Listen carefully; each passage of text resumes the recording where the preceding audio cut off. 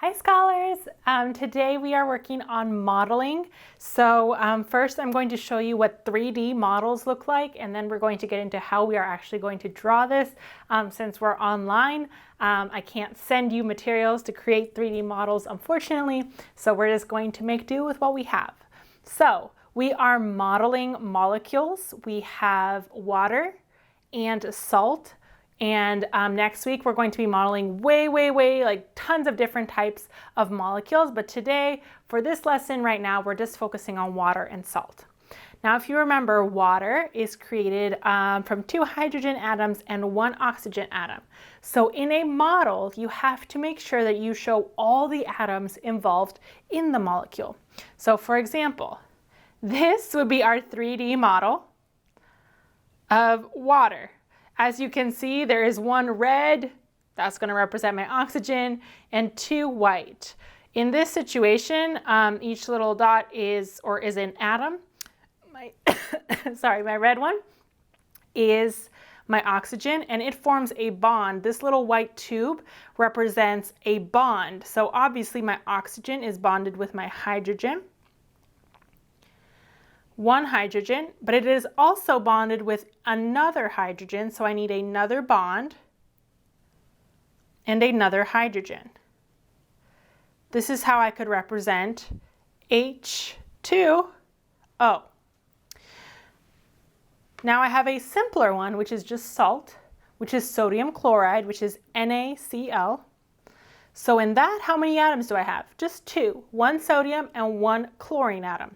So I'm going to use these 2 white ones to represent, one will be sodium, the other will be chloride, and they are bonded together to make a very simple molecule with 2 atoms just bonded together.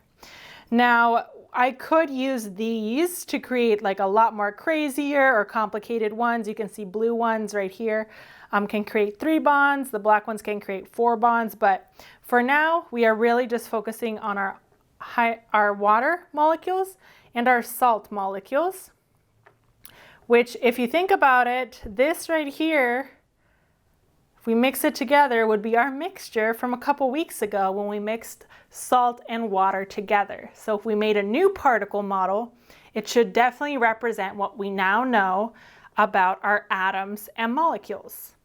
So now let's see how we can transfer this 3D onto paper or onto your computers.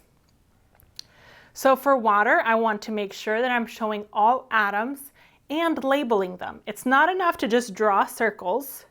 We need to label them. So first, I'm going to draw an oxygen atom. I labeled it with an O. I'm not going to write in oxygen because we're going to start using the symbols that are found in the periodic table.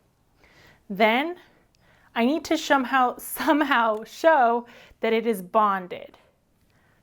So I'm going to use a different color to show the bond. It's a neutral color, black. And then I need to include 2 hydrogen atoms to represent the 2 hydrogen atoms in a water molecule. As you can see, it is similar. I do want us to start using different colors for different types of elements. So please use your colors that you can in your pear deck. And always show the bonds. Okay, we're not going into understanding how many bonds, not yet. We'll get to that later. You'll learn about that later. All right, now let's do salt for sodium chloride. Very simple. I will need 1 for sodium, and I will need 1 for chlorine. Right now it's just sodium and chlorine, but what happens? I bond them together and this becomes sodium chloride, which is salt. Now in a particle model, you might want to draw many of these, right? Because a compound has many of these little molecules that make the entire substance. So for H2O, we would need lots of little water molecules. And for salt, we would need lots of little sodium chloride molecules that represent that. And if I mix them, you would have them mixed together. All right, now it is your turn to try. Go ahead and draw your water molecule and your salt molecule. I can't wait to see all the work that you're going to do today, and I'll see you at Zoom. Bye.